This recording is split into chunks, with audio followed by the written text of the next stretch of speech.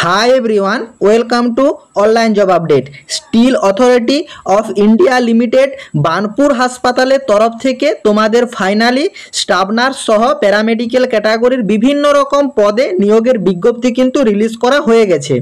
এখানে তোমরা staff nurse প্যারামেডিক্যালের বিভিন্ন রকম ক্যাটাগরির কিন্তু ভ্যাকেন্সি পাবে।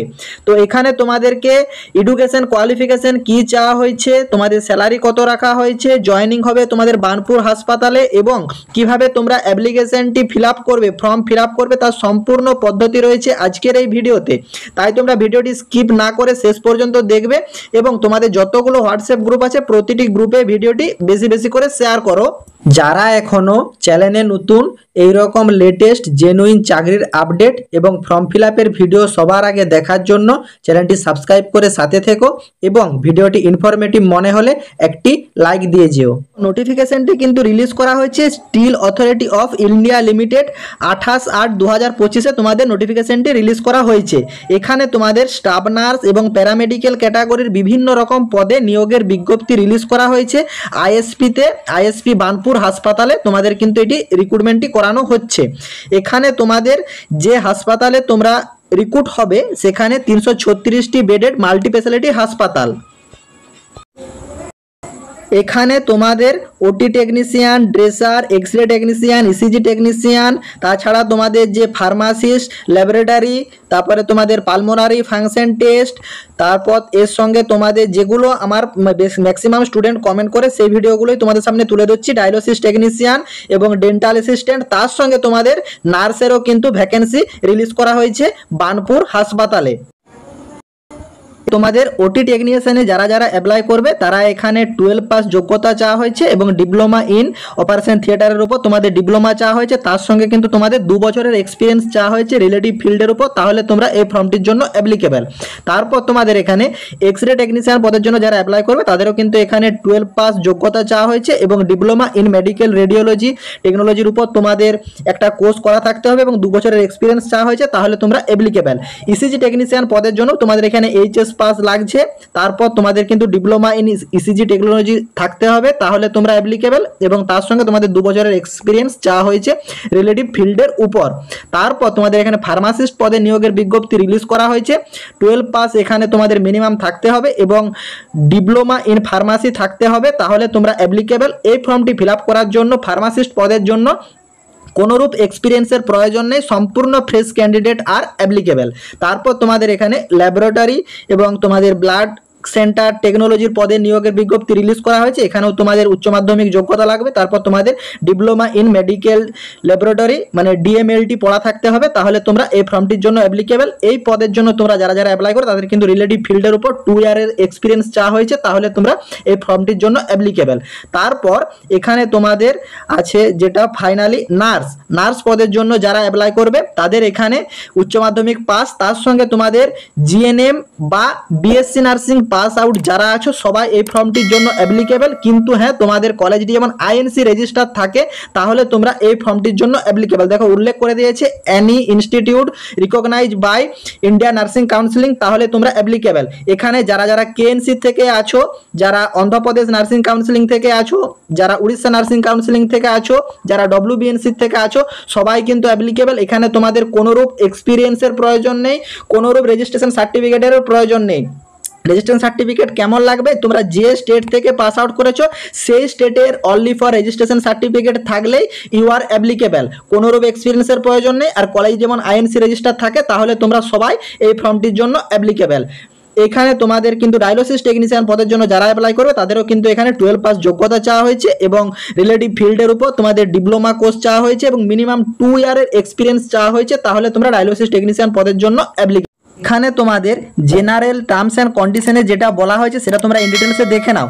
এখানে তোমাদের একটা অ্যাপ্লিকেশন ফরম্যাট আছে, সেই অ্যাপ্লিকেশন ফরম্যাটটা তোমাদেরকে ফিল করতে হবে এবং তার সঙ্গে তোমাদের রিসেন্ট পাসপোর্ট সাইজ ফটোগ্রাফ লাগাতে হবে এবং একটা আন্ডারটেকিং ফর্ম আছে, সেই ফর্মটাও তোমাদেরকে দেখিয়ে দেবো, সেই ফর্মটি তোমাদেরকে ফিল করতে হবে। এরপর এখানে তোমাদের বার্থ প্রুফ হিসাবে মাধ্যমিক পরীক্ষার যে অ্যাডমিট কার্ড, মাধ্যমিকের অ্যাডমিট কার্ড তোমাদেরকে এখানে পুট করতে হবে। তারপর তোমাদের মাধ্যমিক উচ্চ মাধ্যমিকের অল মার্কশিট এবং পাস সার্টিফিকেট লাগবে। তারপর যারা জিএনএম বা বিএসসি ডিগ্রি আছো বা যাদের যে রিলেটিভ ফিল্ড আছে সেই ফিল্ডের যে ডিগ্রি বা ডিপ্লোমা সার্টিফিকেট তার সঙ্গে পাস সার্টিফিকেট সব এসেনশিয়াল যেসব কোয়ালিফিকেশনগুলো আছে সব তোমাদের লাগবে। এবং তোমাদের যাদের যাদের যে ফিল্ডে এক্সপিরিয়েন্স লাগছে সেটা আমি তোমাদেরকে ইন ডিটেলসে দেখিয়ে দিচ্ছি। তাদের কিন্তু এক্সপিরিয়েন্স সার্টিফিকেট লাগবে, নার্সিংয়ের কিন্তু এক্সপিরিয়েন্স সার্টিফিকেট লাগছে না, এবং ফার্মাসিস্ট পদের জন্য আছে তাদের কিন্তু কোনোরূপ এক্সপিরিয়েন্স লাগছে না, সম্পূর্ণ ফ্রেশ ক্যান্ডিডেট অ্যাপ্লিকেবল।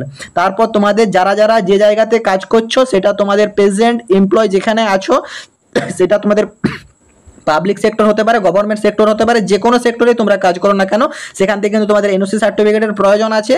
এবং তোমাদের identity proof, photo identity proof হিসাবে Aadhaar card, PAN card, driving licence, passport, voter card এইসব নিতে পারো, বা অ্যাড্রেস প্রুফ হিসাবে তোমরা ভোটার কার্ড, ড্রাইভিং লাইসেন্স বা আধার কার্ড এইসব ডকুমেন্টস তোমরা ক্যারি করতে পারো।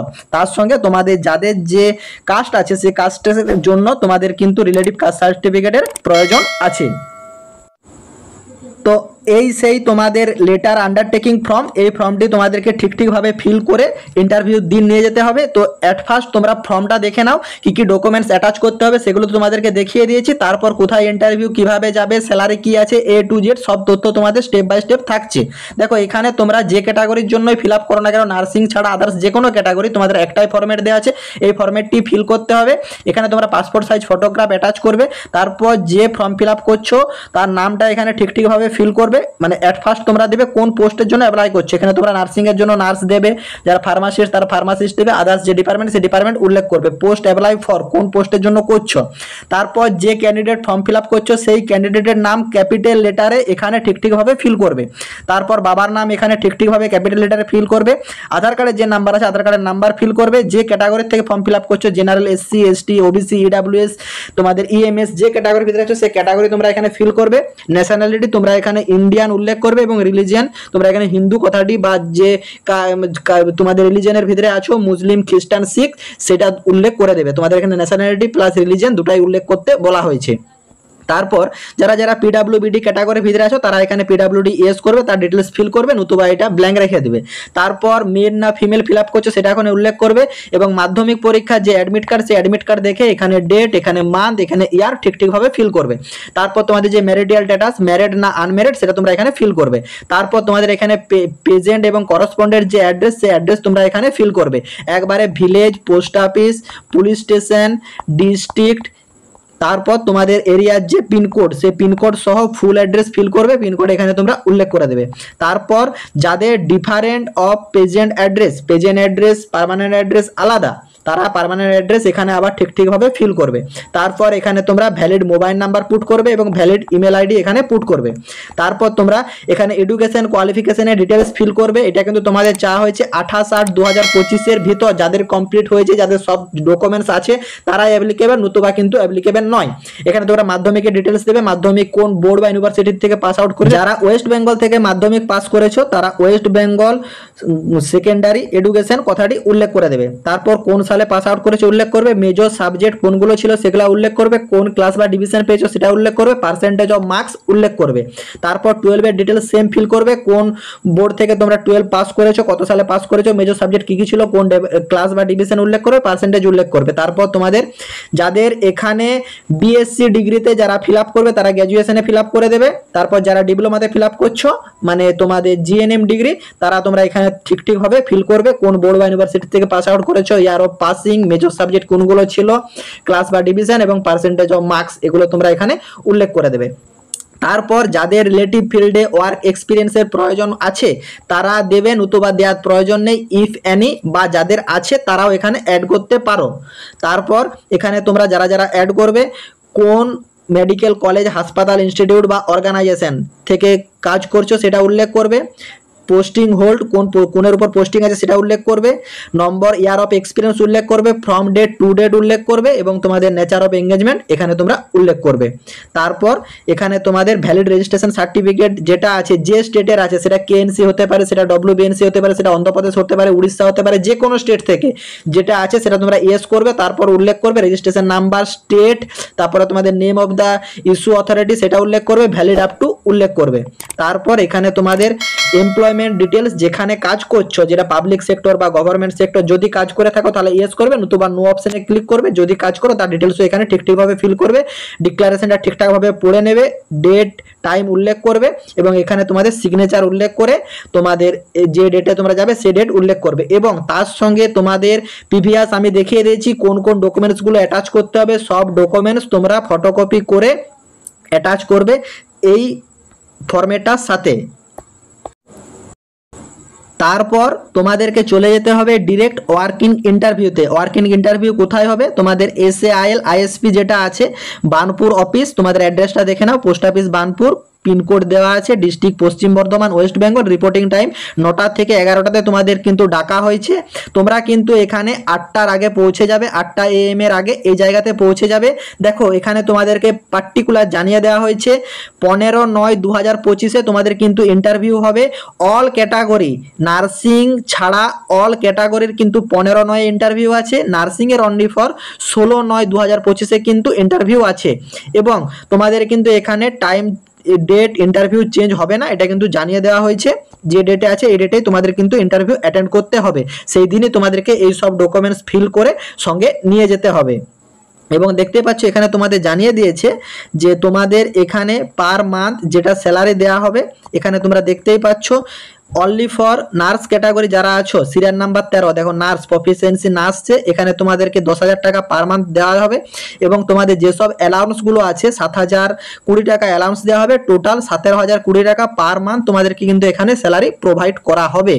এবং তোমাদের 1 থেকে 12 পর্যন্ত যে সিলারগুলো আছে সবাইকেও 17,020 টাকা স্যালারি দেওয়া হবে। অনলি ফর তোমাদের যারা প্যারামেডিক্স ডিপার্টমেন্টে আছো 14 ক্যাটাগরিতে যারা আছো তাদের কিন্তু 17,980 টাকা জয়েনিং স্যালারি আছে, তার সঙ্গে 7,020 টাকা তোমাদের যে অ্যালাউন্স সেটা দেওয়া হবে। টোটাল 25,000 টাকা পার মান্থ তাদেরকে কিন্তু স্যালারি প্রোভাইড করা হবে। এবং এখানে তোমাদেরকে পার ডে হিসাবে কি স্যালারি দেওয়া হবে তার সমস্ত লিস্ট প্রোভাইড করা আছে। তোমাদের এখানে মেডিকেল ফ্যাসিলিটিও অ্যাভেলেবেল আছে, only for self medical facility পাবে এই হাসপাতাল থেকেই। যারা যারা এখানে জয়েন করবে তাদের কিন্তু সেলফ মেডিকেল ফ্যাসিলিটি অ্যাভেলেবেল থাকছে। এবং এই জবটি তোমাদের কিন্তু উল্লেখ করে দেওয়া হয়েছে 18 মাসের যে একটা ট্রেনিং ডিপার্টমেন্টে তোমাদের কিন্তু নিয়োগ করানো হবে। প্রফিসিয়েন্সি ট্রেনিং নার্স পদে তোমাদের কিন্তু নিয়োগ করানো হবে, এটা কিন্তু তোমাদের ডিরেক্ট জানিয়ে দেওয়া হয়েছে। 18 মাসের কন্ট্রাকচুয়াল বেসে তোমাদের কিন্তু এটি রিক্রুটমেন্ট করানো হবে। এখানে তোমাদের টোটাল শূন্যপদ রিলিজ করা হয়েছে 39, তার ভিতরে কিন্তু নার্সদের শূন্যপদ আছে 15টি এবং জেনারেল ক্যাটাগরি যারা আছো তাদের 8টি, বাকি কিন্তু তোমাদের ডিভাইড করা আছে। তোমাদের যেসব আছে টোটাল কিন্তু নার্স ডিপার্টমেন্টের জন্য 15টি শূন্যপদ রিলিজ করা হয়েছে। বাকি যাদের যা ক্যাটাগরি তোমরা একটু দেখে নেবে, ফার্মাসিস্টদের জন্য 2টা আছে এবং বাকি যাদের আছে সব ওই 2টা 3টা করে ভ্যাকেন্সি আছে। অনলি ফর নার্সদের জন্য 15টি শূন্যপদ রিলিজ করা হয়েছে। তো যারা যারা ফর্মটি ফিল আপ করবে তারা আমার ফেসবুক পেজ বা হোয়াটসঅ্যাপ গ্রুপে জয়েন হয়ে যাও, সেখানে কিন্তু তোমাদের এই অ্যাপ্লিকেশন ফরম্যাটটা সহ পুরো নোটিফিকেশনটা প্রোভাইড করা থাকবে, সেটা তোমরা ডাউনলোড করে একবার রিড করে নেবে এবং তার সঙ্গে তোমাদের অ্যাপ্লিকেশন ফরম্যাটটা যেভাবে দেখানো হলো সম্পূর্ণ সঠিক পদ্ধতিতে আবেদনটি করে নিয়ে তোমরা যে ডেটে ইন্টারভিউ আছে গিয়ে ইন্টারভিউ অ্যাটেন্ড করে নেবে। আশা করি তোমরা নোটিফিকেশনের সম্পূর্ণ পদ্ধতি বুঝতে পেরেছো। কারো যদি কোনোরূপ কোয়ারি থাকে কমেন্ট বক্সে কমেন্ট করবে, আমি রিপ্লাই দেবো। টাটা।